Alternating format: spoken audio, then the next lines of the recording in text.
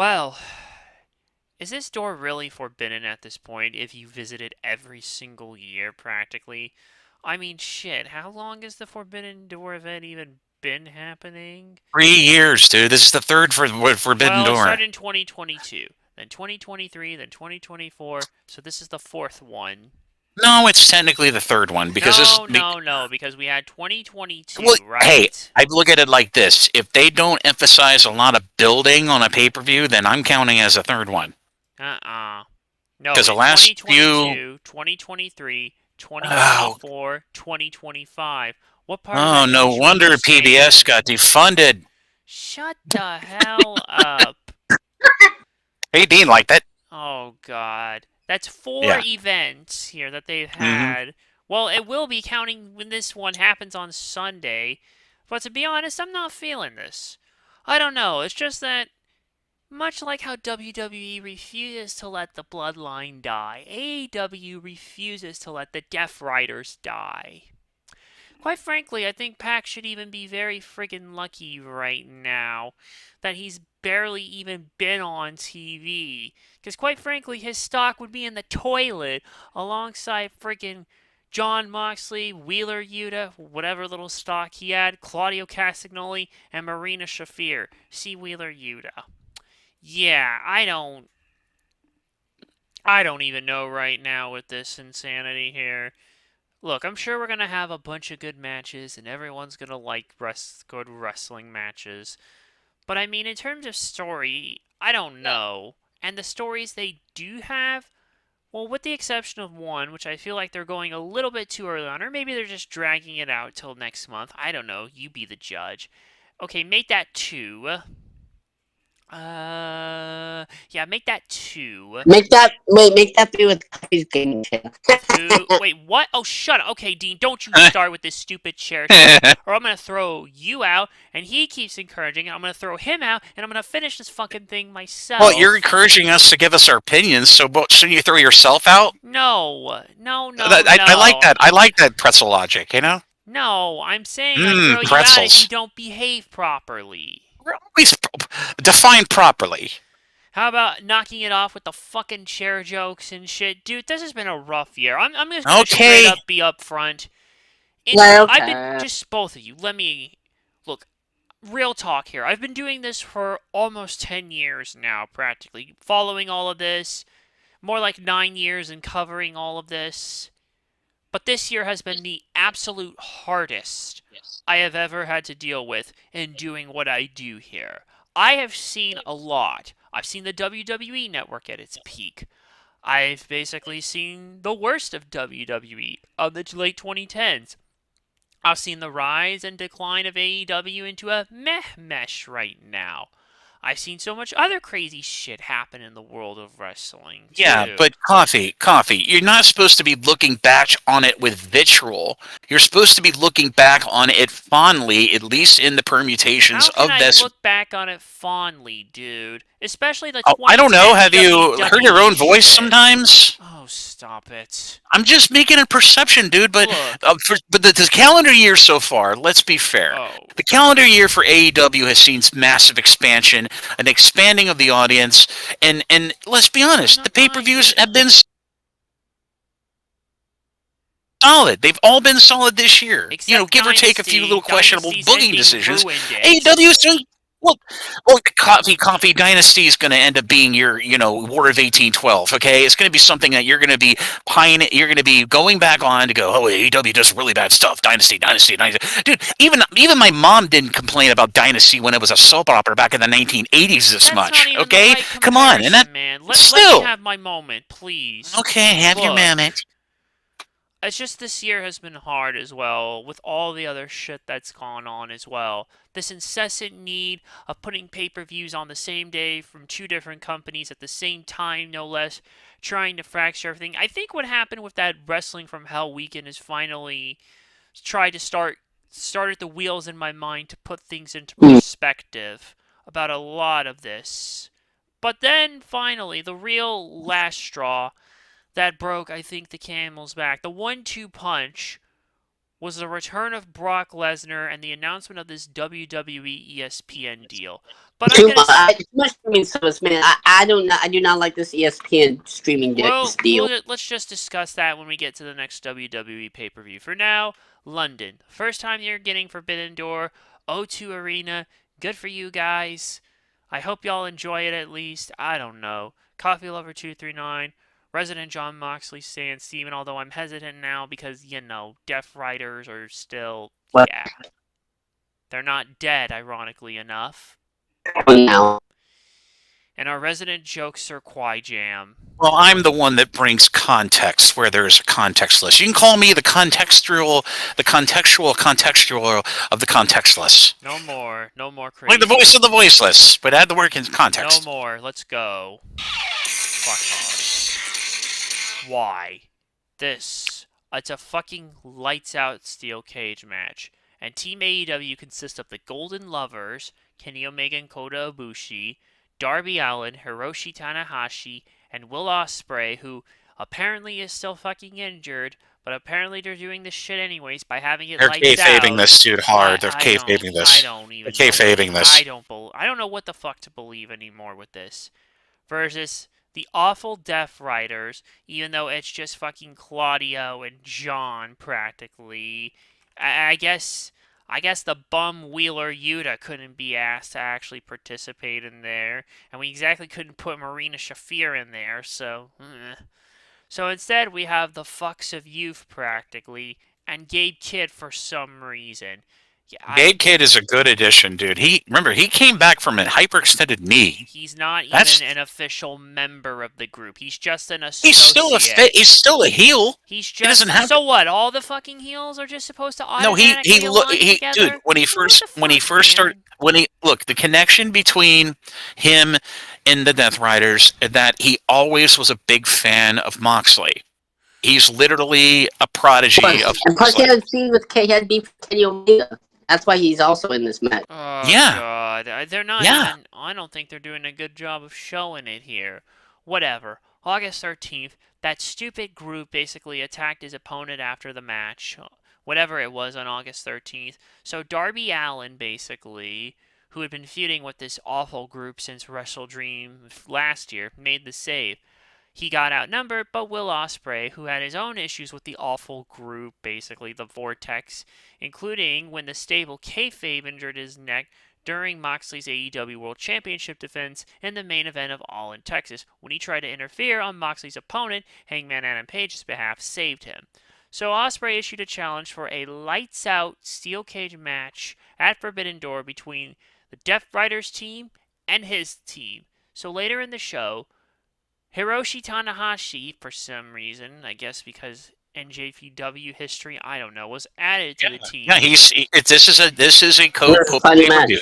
And as a result of Tanahashi's inclusion, Moxley would add those jerks to his team.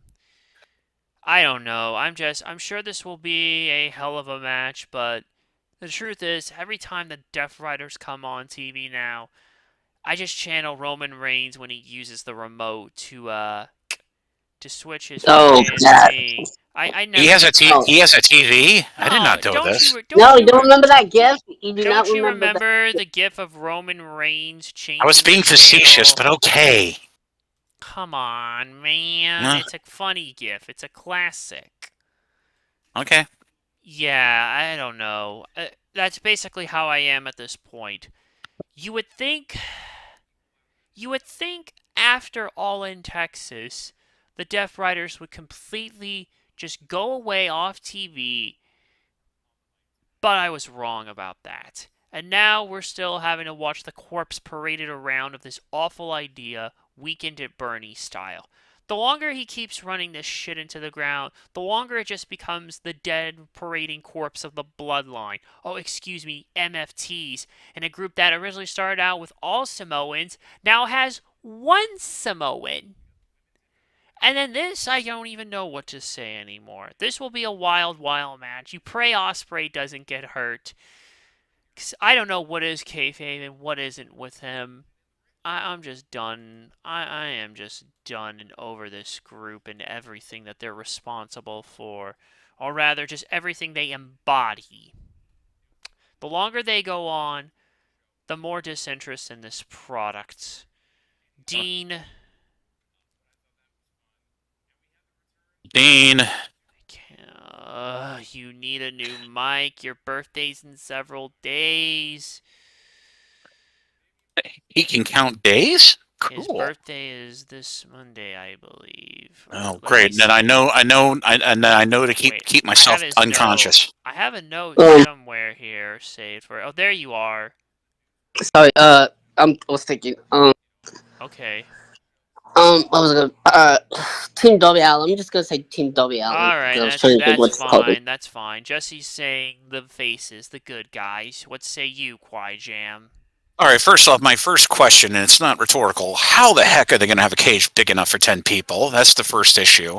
You'll Unless they're going to have be them, they're going to come surprised. out one at a time. They're going to have them come out one at a time. Maybe they'll Because That's suspend the not blood and guts. rules. This is I not know, blood and but guts. You're this gonna have people cage. fighting Okay, outside and for inside. okay, okay. So anarchy in the arena with a cage somehow wanders into the thing. Okay, I okay. guess. So I already logistically have an issue because, like I said, when I see more than 6 wrestlers in a wrestling match, my eyes get itchy. Too many people. Yes, like I said, this is going to be a crazy, all over the place spot fest of craziness. But there are some records here. We have the Golden Lovers, first time in a match together. And not to mention, I think they're going to put. This is going to be the sunset match for the Death Riders. I think there's going to be some interferences from talents we do not expect. That have got history with the Death Riders that are not in this match but could come out and surprise us. So keep that in your minds because AEW has pulled out surprises of people that are available, and one of them is a killer and certainly knows how to do a crossword puzzle, and that's all I'm going to say. Oh my god. Yes, you imagine Karrion Kross and Moxley do have history. They do have history with each other.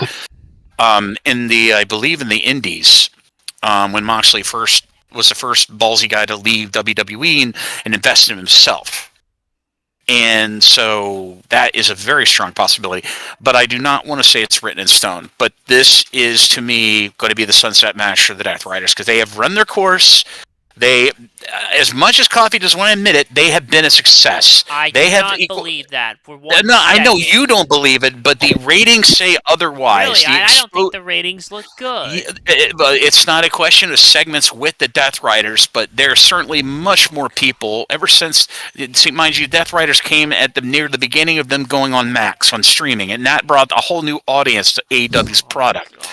So the Death Riders, as much as you find them a repugnant aces and eights in freaking TNA in this Well, situation, there's a comparison. and well, they're vilified, and Bully Ray can't talk English, so still. I honestly think this is a sunset match. This is the last we're going to see of the Death Riders, and we're going to have some interferences from talents who otherwise have a history with Moxley in their group, but we cannot predict. And I think Karrion Kross is a great example of this. Does that mean Karrion Kross is with the promotion? Hopefully, because I can't think of a I better doubt guy. it. I don't know. I I don't mean, know. where else does he They're go? accepting independent bookings right now. They've got it. Their first appearance is going to be in September in an indie show. I've already seen it loaded, official show. So Yeah, unless so like JD is from JD does this commentary. no, House this of has actually been Glory? confirmed by Karrion Kross on his social media that he is doing a Yes, date. House of Glory. House of Glory. Yes. And this That's could what lead oh into, my I god, know, but Coffee this knows what I'm could trying lead to say. into other shows in that schedule of September. So keep that in mind. That's what I said. That Okay, you did Dean. it. Oh, sorry, Dean. I always find your cute voice hard to He believe needs a and new Oh my trust. mic god. badly. He's gonna Anyway, have to go on the so phone. back to let me wind up this long-winded answer. I think a Team AW will win with some interferences from talents that have a connection to Moxley, who he does not expect to interfere in this match. But Team AEW for me. Yeah, I'm gonna go with the baby faces on this one to win. It's just end this insanity, please. Just no more, I say. It's a three-way tag team elimination match for the AEW World Tag Team Championship. So, during the July 23rd episode of Dynamite, it was announced that an eliminator tournament would be held to determine who would challenge the Hurt Syndicate. Bobby Lashley and Shelton Benjamin for the AEW Ugh. World Tag Team Championship at Forbidden Door. On the August 20th episode of Dynamite, the final, or before I even say what it is, let's see how we got to here. So the finals from that episode of Dynamite were FTR and Brodito, Brody King and Bandito. But how did we get to here, you ask?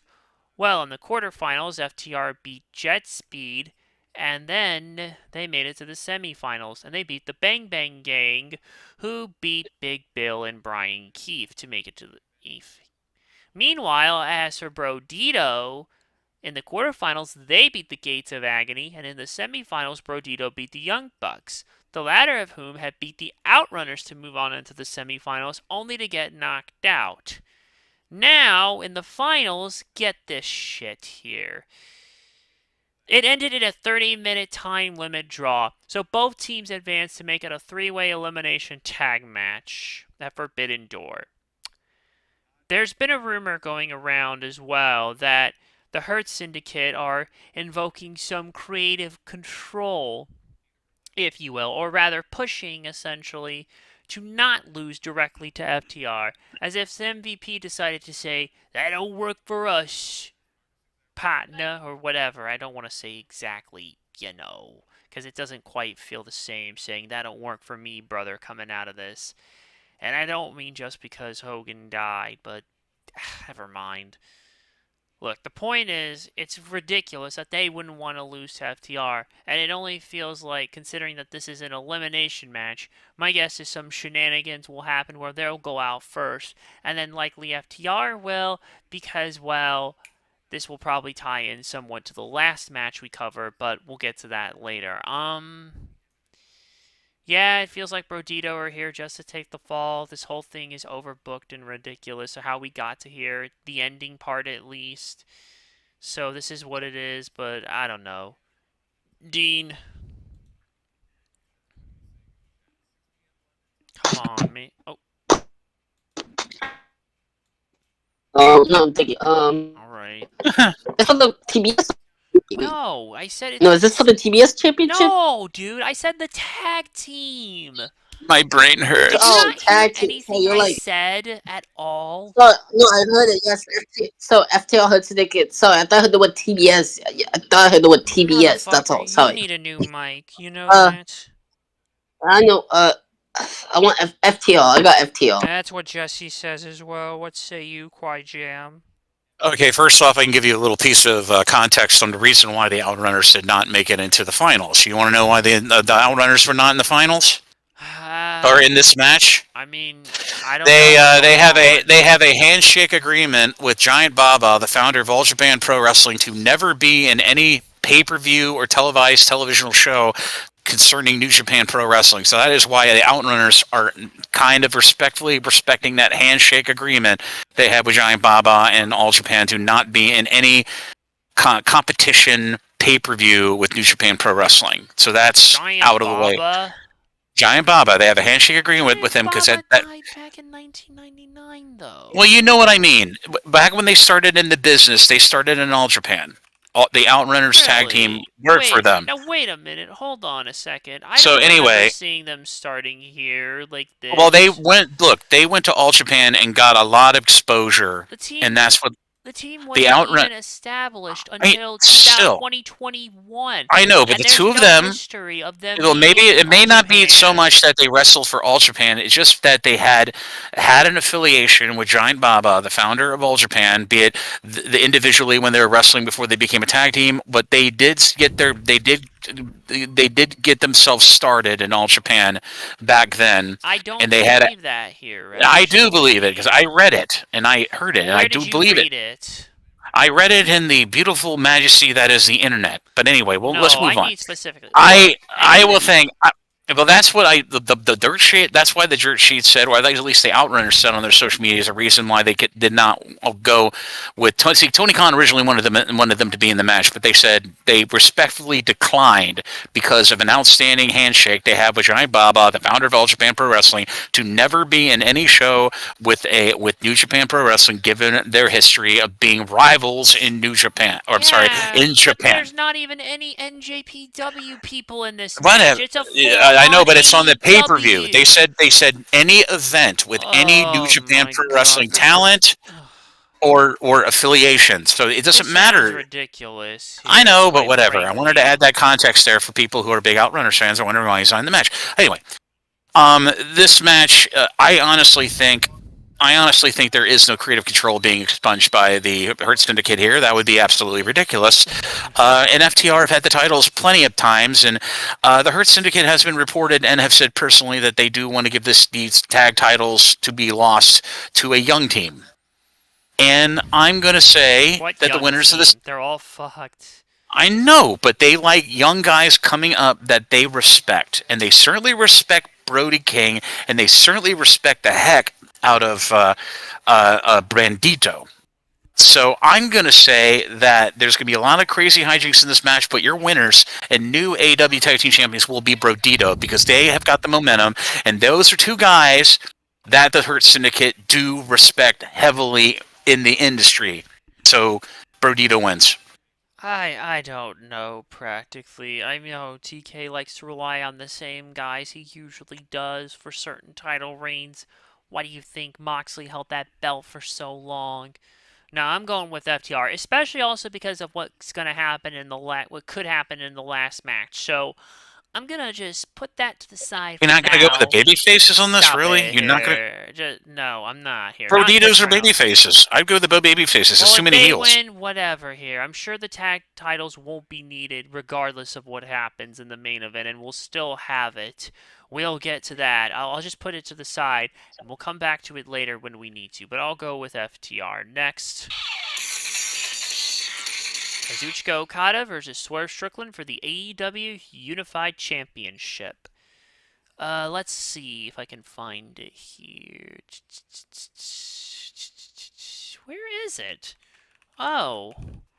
Oh, Have that's you checked the annoying. Oh, here it Have you is. tried Have you checked the recycle bin? No, stop it. Oh, here it is. So at All In Texas, Swerve Strickland teamed with Will Ospreay and defeated the Young Bucks. And as a result of that loss, the Bucks are stripped of their EVP titles. And also at All In Texas, Kazuchika Okada defeated Kenny Omega to win the inaugural AEW Unified Championship. Which it's not unified because they're holding two belts still. But I digress. On the July 16th episode of Dynamite, Okada, who was a member of the Elite with the Young Bucks, called out Swerve for causing his stablemate's downfall. They did that to themselves. And on the July 31st episode of Collision, Strickland challenged Okada to a title match at Forbidden Door, which Okada accepted. We know what Okada's capable of. Swerve is good. Nana will probably dance, so I guess everything will be fine here. I still can't get over this whole unified title business and how they've handled it too. It feels like they've just not handled it well. They're legacy titles, dude. That's all you need to Why say. even carry them around? Just make a new It's freaking belt. called. It's called.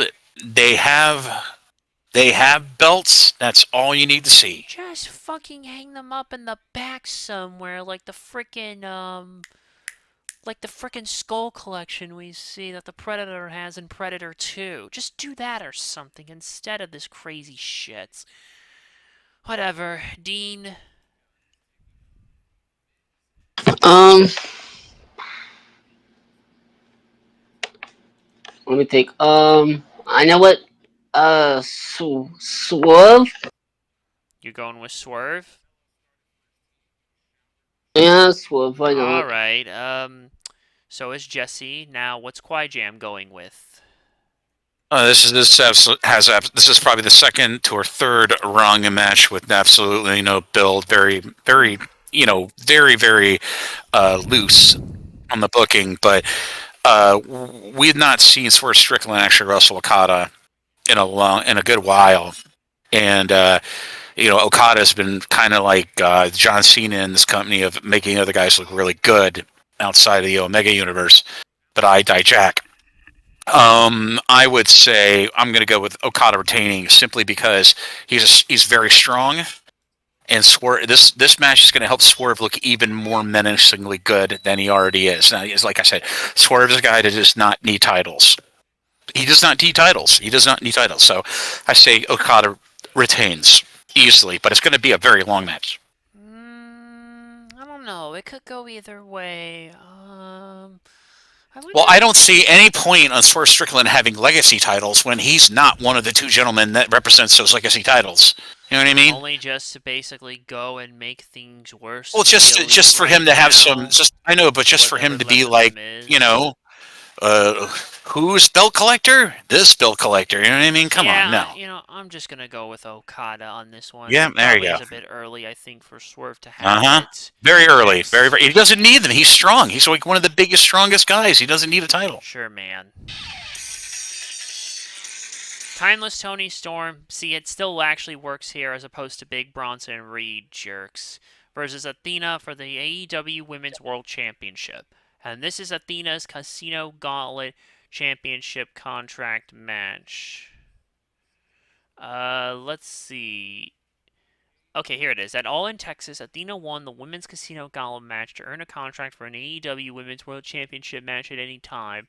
On the July 31st episode of Collision, she signed her contract to challenge the champion, Toni Storm, at Forbidden Door.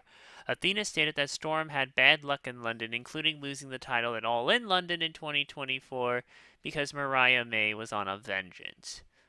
Now, here's the thing about this. She's still the ROH Women's World Champion at this rate.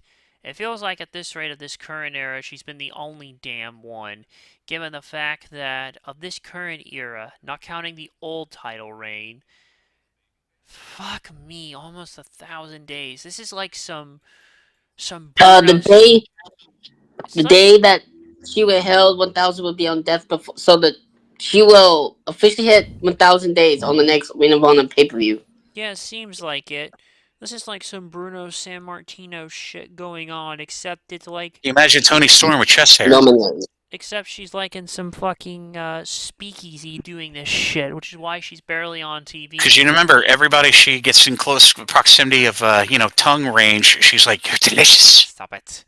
And that's the thing, by the way, that worries me about all this. Is because Athena is still the women's world champion in ROH. They may not give it to her here, and this may feel like another stopgap for her. It seems like Athena, No, when she's ready dude. to break through and actually There's so stay many on other AEW, women, dude. she never Dude, gets an actual proper what chance to. it's here's let me correct you here. Oh, You're still God. operating under the mental diagnosis that Ring of Honor and AEW are two separate things when they're literally no such thing as a construct of a roster in Ring of Honor. It's literally the whole AEW roster is a second part-time I job, don't dude. believe that, actually. I don't do believe believe that. Because, quite I frankly, if that was the case there, then there's barely any cross promotion except when it's convenient for them. it's I mean, for goodness sakes, isn't it like people were complaining? Oh, we didn't promote the other Sinclair businesses, like the vacuum selling business and the cable outlet. Come on, dude. Come on. It's the same thing. It's the same thing. It's not. They don't even tour separately. They do their shows at the same show. Come on. And how well is that working out for them? AEW is going to be folded in the next few years because I can guarantee you, once the financial advisor comes to Tony Khan, goes, "You're losing tens of millions of dollars with this." He'll go, "Oh well, I'll just liquidate the tape library or just put it up on the Peacock." Come on. No, nothing's going back on Peacock at this rate for wrestling related shit. Honestly, the way I look at here's the thing though. Ultimately, we all thought Mercedes would do the unthinkable at All in Texas, but this is one of the few times where it's okay, and we were glad to be wrong, actually, that Mercedes actually lost. But now I do have a question. Like, when is someone else going to get a shot with that belt with the AEW Women's World Championship? When some amazing deity from mythology or some other iconography comes into the real causality reality of this world and can outperform Toni Storm, which, let's be completely brutally honest, she is the most important female wrestler since Medusa. And Medusa wasn't of the character work of a Toni Storm. She is a total original. And she is literally better than The Rock. She's better than Stone Cold Steve Austin. She's better than even Bret the Hitman Hart on promo. Heck, Whoa. she's going past Jake the Snake Roberts even during his AWA red long pants era. Whoa. Okay, That's bold. That's a hard point. she's literally said every crazy imaginable thing you can think of, and it's been over like Beethoven. I do mean everything. Heck, she's making out with her opponents in the bloody ring, for goodness sake. And this isn't even Lucha Libre, where they do it regularly. You know what I mean? This is how much of a pedigree she is. There's no other woman. See, all the other women are trying to be technical wrestlers. She is the full package. She is the first female it factor we've ever seen in professional wrestling. You know what I mean? And then she's probably her pronoun. Hello? Is this thing on? So you asking me for my choice yet, or not? Not. Well, wait. Okay, Let it's me gonna run be through them here. Dean. Tony Storm. That's what Jesse says. What say you, Quiet Jam? This is going to be probably the match of the night, just for a technical wrestling sense. This is going to feel like you're gonna suspend your belief that you're seeing two women wrestle in this ring, but they literally are the two most important women in all of women's wrestling right now. That's one of the benefits that AEW has, and you can safely say they may not have a division that they've grown and shipped their teeth through to get through, but those two women, they've been given complete creative freedom, and they have been like phoenixes. They have risen to the occasion. And Toni Storm, like I said, most important women wrestler in history. Just from what you see, what she's been able to do, how her promo work is literally effortless. I mean, for goodness sakes, she's outperforming CM Punk on color commentary by 2,000 billion leagues of improvement. You know what I mean? So, for that all being said, Athena is going to give us a great technical wrestling match, and Toni Storm is going to be able to hang with her. But ultimately, in the end, much like how black and white films are coming back popular now, I'm saying Toni Storm retains easily. Fuck you, Quadro. Oh gosh. I heard you, Dean, and I do not appreciate the naughty you words. said Toni Storm as well, Dean. And as much as I wish Athena would actually win here, I don't see it happening, unfortunately, because She's like comfortable I said, in her place and making her money, and no, but I know. I was gonna Let's put it this say. way: if Toni Storm never came to AEW, she would be the most important woman in all of wrestling. Let's put it that way. Here's the thing. Here's what I was gonna say here. TK loves so leaning on his favorites, like I said earlier. And I think at least, if not in that tag match, then definitely here for certain. So I'll go with Toni Storm to retain. Next. Damn it, here we go. This is a four-way match for the TBS Championship. We got the champion, Mercedes Moné.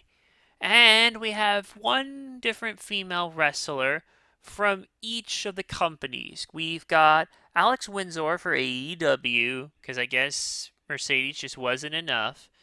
We've got Persephone from CMLL. And from Stardom, we have Bozilla. So here's what happened. Yeah. On August 4th, AEW announced a four-way qualifying match for the TBS Championship between Alex Windsor, Billy Starks, Queen Aminata, and Sky Blue for the August 6th episode of Dynamite. Windsor won the match to represent AEW and challenge the champion, Mercedes Moné, at Forbidden Door. The title match will also feature one representative from each from CMLL and Wonder Ring Stardom. So on August 13th, during CMLL Informa 587, it was announced that Persephone would be the CMLL representative. And on August 20th, Bozilla announced that she would be the Stardom representative. Mercedes, you may not have won that last spell to activate the Infinity Gauntlet, but rest assured, you're still very, very powerful at this rate. And something tells me that's not going to change anytime soon, unfortunately, because TK, well, Dean.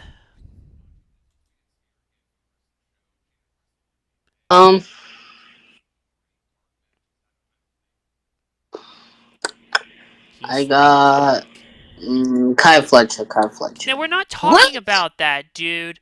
Are you listening to anything I'm saying? I'm sorry, John Cena.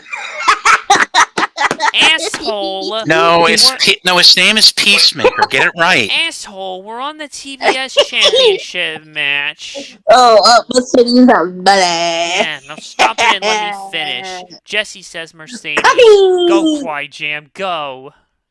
Okay. I really want to go with Bozilla because I've been watching her stuff in Stardom. That's a talent on the rise. She's good. She's got that Layla Hirsch kind of thing to her. But logic would dictate they stick with the whole softcore bill collector thing they've got going. So after a lot of shenanigans at ringside, I say Mercedes money retains. Yeah, I agree. Miss C, E, and O will retain. Mercedes. And now let's keep on going. We're almost through with this. This match is for the TNT Championship. Listen, Dean. Kyle Fletcher versus Hiromu Takahashi. On the August 9th episode of Collision, AEW announced the match between Daniel Garcia, Hechicero, Lee Moriarty. Oh, hey, the one time I get to say his name, Jesse doesn't even, yeah. And Nigel McGuinness for the August 16th episode of Collision. McGuinness won the technical spectacle submission by. Wait a minute. No.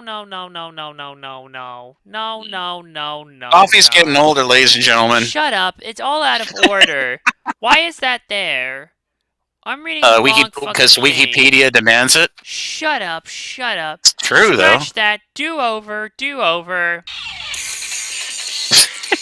Kyle Fletcher versus Hiromu Takahashi for the TNT Championship. On May 31st, it was announced that. Wait a minute. Oh, here it is. That Hiroshi Tanahashi would wrestle at the event in what would be his final match in the UK. And we all know what's going to happen there. On the August 9th episode of Collision, Kyle Fletcher defeated Tomohiro Ishii to retain the AEW TNT Championship. After the match, Fletcher challenged New Japan Pro Wrestling to send their best to face him at Forbidden Door. On the August 13th episode of Dynamite, New Japan Pro Wrestling's Hiromu Takahashi made a surprise appearance as the mystery partner for Brody King, Hologram, and Ishii in an 8-man tag team match against Fletcher. Fucks of You from the Don Callis family stablemate Josh Alexander. Takahashi pinned Alexander, leading to the official announcement of a match between Fletcher and Takahashi at Forbidden Door. This match will be fine. I'm not sure there's really much story to build up. Kyle Fletcher's trying his damnness with this belt. I don't know if it's quite working out the way that it is. What is so funny, Dean? What are you laughing at? Coffee. Dean, what are you laughing at? I don't know. I'm hyper. You are not hyper. You're just acting stupid right now. Quai Jam told me to do it. I didn't do No, anything. he didn't. Stop lying. Now, Go on. Okay, I don't have really anything else to add. Dean. Kyle Fletcher. Jesse says Kyle Fletcher. What say you, Quai Jam? This is an easy one, Kyle Fletcher, but Hiromu Takahashi is probably going to have his best outing outside of New Japan in this match because we've not seen how brilliant this man is. And like I said, he and Kyle are the two respective studs of their promotions, little studs. So I say Kyle Fletcher, no competition, but we're gonna get a good showcase on how good Hiromu is. The ticking time bomb. I agree with all that. Kyle Fletcher to retain. Whoosh. That was a good impression good impression of the win there, Coffee. I like that. Yeah, and here's the match I wanted. It was already wanting to talk about. Zack Sabre Jr. versus Nigel McGuinness for the IWGP World Heavyweight Championship. So on the August 9th episode of Collision, there was announced there would be a fatal 4-way match to determine the number one contender for the IWGP World Heavyweight Championship at Forbidden Door. This match happened on the August 16th episode of Collision and was between Daniel Garcia, Hechicero, Lee Moriarty. Again, the one time Jesse's here, I don't even get to. Yeah, and then Nigel McGuinness. And McGuinness won the technical spectacle by submission, so here we are.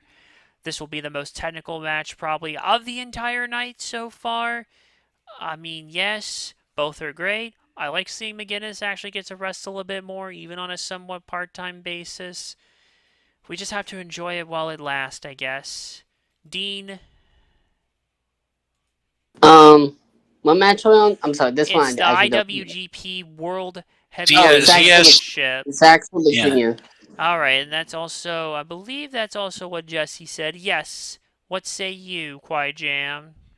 McGinnis isn't really known for technical wrestling, and I know some people who've seen him in TNA when he was a Wolf, and like, oh, he is very good at the technical wrestling, and I'm like, yeah, well, let's remember the hell that Zack Sabre Jr. just put himself through physically in the most recent G1 Climax 35, dude, especially the match with him and Takeshita. That brainbuster he took on the mat from the top rope in an avalanche twisting neck breaker brainbuster, okay? I'm surprised that man could even still be there, awake, and not dead, okay? That scared the heck out of me. Out of any match I see in New Japan, that just, I was about to witness the death of somebody. I know they're going to make this match is going to go really slow because they want to take it easy on ZSJ because he's, like I said, he went through 4 layers of hell through this G1 this year. And I know he's not doing him any favors coming over here to wrestle in Forbidden Door over in England. But I do not see Zack Sabre Jr. winning. Who's the other person wrestling him? Nigel McGuinness. I can't see Nigel winning, so I'll go with ZSJ just for the sake. I think more than likely Zack Sabre Jr. It's gonna be a very slow match because ZSJ went through hell. Like I said, they don't want to put him. They don't want him like doing the crazy stuff that he was doing in New Japan, especially in England. So yeah, ZSJ. Let's go. For the AEW World Championship, Hangman Adam Page versus MJF, and the title can change hands by countout or disqualification. So, at Revolution in March, Hangman defeated MJF. At All in Texas, Hangman won the AEW World Championship. MJF won the Men's Casino Gauntlet match to earn a contract for the AEW World Championship match at any time. On the August 13th episode of Dynamite, Hangman goaded MJF into executing the championship match for Forbidden Door, and the title match was made official. But on the August 20th episode of Dynamite, MJF, along with, for some reason, the Gates of Agony and loser Shay, kidnapped Mark Briscoe. So, MJF threatened Page that he would burn Briscoe alive unless the match stipulated that the title could change hands via disqualification and countout, and the contract would not be issued. So Page fucking agreed, just to save poor Briscoe's ass. See, where's the authority figures when you need them for shit like this? We are to a point where we don't need authority figures unless you're a gigantic, conglomerated, consolidated company of good old McMahon booking of the sports entertainment permutation. Wild West. They don't need an authority figure, dude. They don't need one. Well, it just was so ridiculous just to undo all the shit that happened the week prior, just to have MJF get his freaking groove back when the heel can't even be humbled every once in a while. I swear, it just... Look, I don't know. Does Hangman need the belt long term? Probably not. But where do we go with MJF as champion here? Like, who do we have him go up against? He's gonna get a bonus chance with that stupid contract he has. Shit. That's the crazy. That's the killer in this match for me. It's that simple fact that he's got that rematch in his back pocket. You know what I mean? Casino Gauntlet contract. Yeah, and the most logical thing that happens there is somebody comes and costs him his second attempt to pin 1, 2, 3, and I bet you it'll be Briscoe. But then eventually, and this leads into Briscoe and MJF running against each other for a while. Remember though. And I prefer that. I prefer that. Can change hands via DQ or countout, so Briscoe's interference actually could cost. What if the ref is bumped? What if the ref is Oh, bumped? no more ref bumps. No more ref Like I bumps. said, I never you want to you see think another you know one for the the rest answer, of but my then you got to life. remember the ref can be bumped. Okay? No more ref bumps. I do not want to see them anymore. I feel like I've seen more than enough of them for the past 5 years since that bloodline shit started. I don't want to see anymore, and if I have to, someone's gonna pay for this. I swear. I'm tired of Coffee, these you're ref gonna bumps. pay. You'll have to pay, and then you will have to pay everything You got to pay because what Oh you hell no, Dean. You don't even. You coffee, don't even. coffee. Dean, shut up. You don't even know what you're saying right now. Yes, we do. It's English. Stop it. I don't know. I don't know what happens if MJF wins. Now you can give me who you think is gonna win, Dean. Um,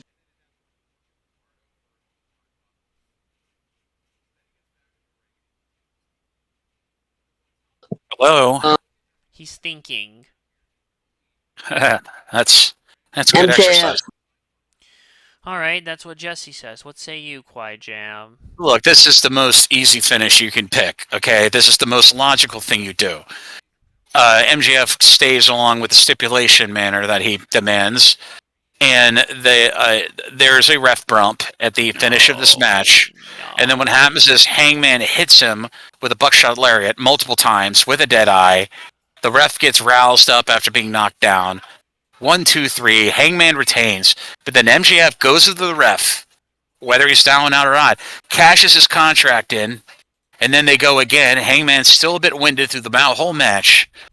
But then again, the ref gets bumped again. Oh, Unless they what replace. the No, let me finish. hell? Let me finish. Unless that ref gets a second fresh referee, which would be Audrey Edwards, because that's what she's like the little Nate of bump ref. You know, he comes out, and finishes does the finish decision. But what will happen is that MJF will cash in his contract. They'll go back to wrestling again. But then what will happen is that second ref will get bumped, not severely, but then Briscoe comes out and intervenes on MJF, hits him with the the jack driller, and then Hangman and then Briscoe rouses the ref into the ring. Hangman pins 1, 2, 3, and then we've got an extended program coming up between MJF and Briscoe. So you retaining, having won twice, is Hangman and Page. Wow, that would be a waste of the freaking contract. No, it will not be. No, it will feels not be. like it here. And not to Briscoe mention, likes MJF. MJF likes Briscoe. And what other big A-list wrestler feud can you do to make Briscoe even bigger than he is MJF? well, that ending This is still common sounds sense, dude. This is common ridiculously sense. overbooked, and I'm sick of overbooked endings, honestly. Shit. I don't know. Oh, yeah, and by the way, MJF using the contract after the match, even though he's completely winded to fuck still. Yeah, that. It's just in his character to do it anyway. It's in his character. Okay? Or maybe he could just, oh, I don't know, basically. Maybe Dude, he's not gonna lose disqualified and I tragically. know, but this isn't like he's going to try to cash it at the ref, and then Briscoe comes in and knocks out MJF and then fights him to the back, and then Hangman continues to retain. That's not in MJF's I wheelhouse. don't, you We've know learned what? from I him don't know that he which never character. keeps his word on anything. That is his You character know what? trait. I don't even care. I'm just going with Hangman. I don't. So we have Adam Copeland and Christian Cage versus the Matriarchy. Kip Sabian, and wait a minute, even though he's back, he's still using the... Oh my Yeah, god. the Switch, the Mortal Kombat fighter. Shut the hell up. This company drives me insane. I'm glad it drives you insane, coffee. Shut up, Dean. I know it drives you Make insane me. too. Somebody needs to take a Make ride on the me. Jurassic Shut up, Express. fucking Luchasaurus. Make me. Shut. You know what? You want to go right now? I'll just throw you out right now, and I'll finish this damn thing without. That means you Wait, would have to wait, stand. coffee. I know, but that would Ten- require you standing up and picking him up and physically throwing him out of the VC. No, I can literally do that right now here, actually. All right. So, it's a plain-ass tag team match. So after the Patriarchy lost the World Tag Team Championship match at All in Texas Finally, finally, after what feels like a fucking eternity, Nick Wayne turned on Christian Cage, the team leader, and his father, quote unquote, and hit him with the kill switch. And he was then joined by stablemates Kip Sabian and Mother Wayne in the post match beatdown. With help from FTR, they set up Christian for a concerto, but as Wayne was about to hit him, the rated R superstar Edge or whatever, because it's still using the bad name here, but it says his full name down here. Nothing makes sense anymore. He made a surprise return and rescued his longtime friend turned tag team partner turned enemy, Christian. And after the ring, Edge told Christian, "Go find yourself," which is sort of a nice little callback to when Christian told him to go fuck himself. So he would then begin a feud with FTR, who would turn on him, who turned on him at Dynasty after they lost their World Trios Championship match. On the August 13th episode of Dynamite, Edge made his in-ring return facing FTR's manager.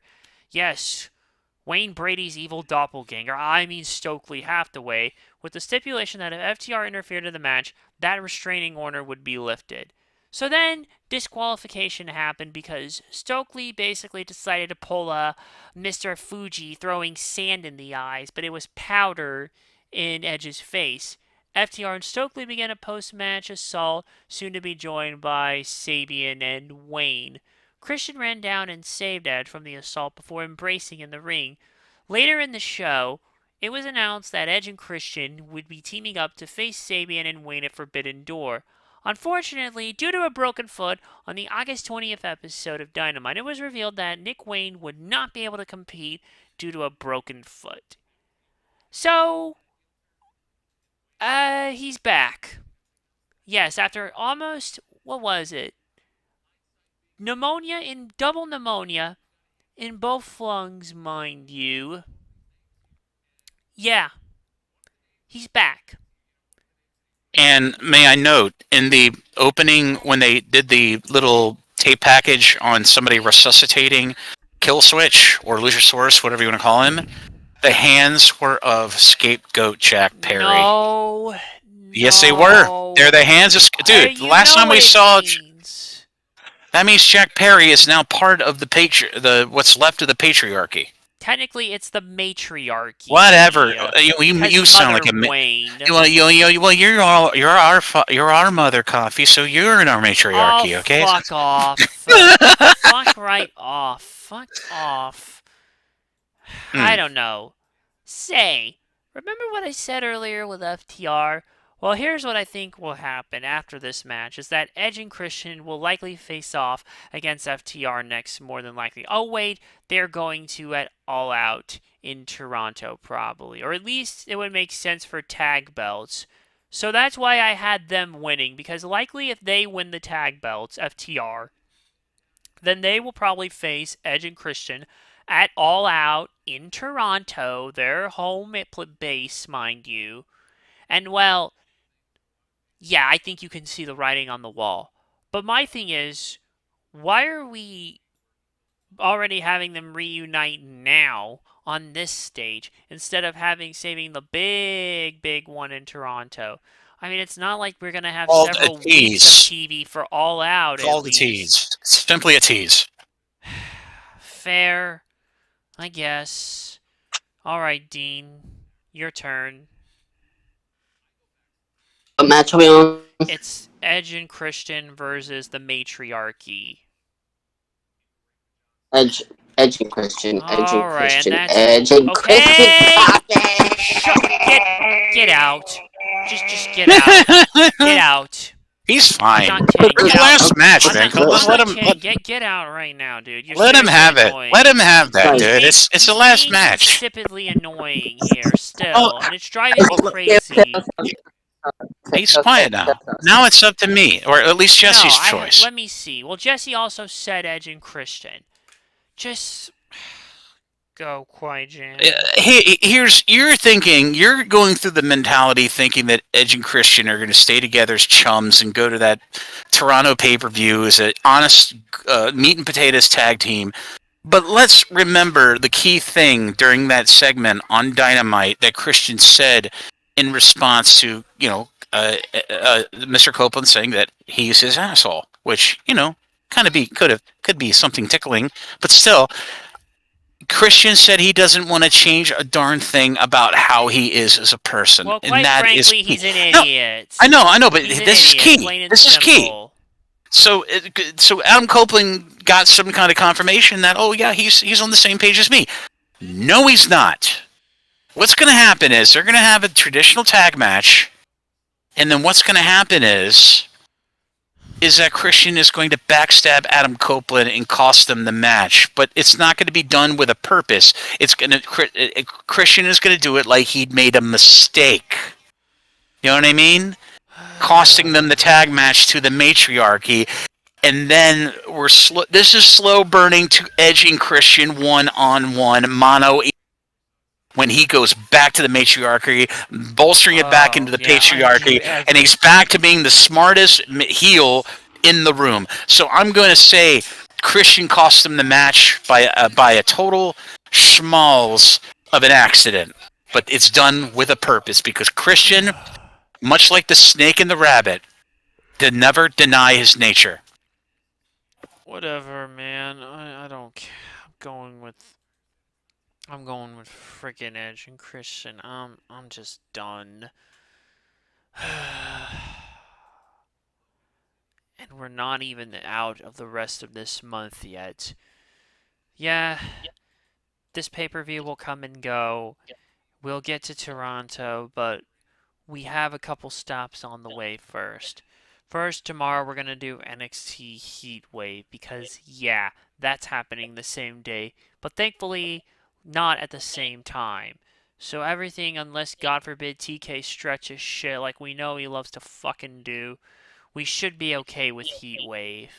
Then, that means next week we will do Clash in Paris, which I guess will be bittersweet. Let's be honest. When it comes to Clash in Paris, they don't go together. You just might as well call it chlamydia in Paris. It won't matter anyway. You literally feel. Yeah. I get a burning sensation every time I think about WWE. It won't matter. Anyway, I'm off to do things. All right, bye. We'll see you all for the next game. Well, that's it, I guess. Till next time, take care of yourself and each other. Be kind to each other. Thanks for watching, and the coffee's like a brother. Coffee. Dean, You're like a brother. You're coffee. Dean, just stop making those weird noises.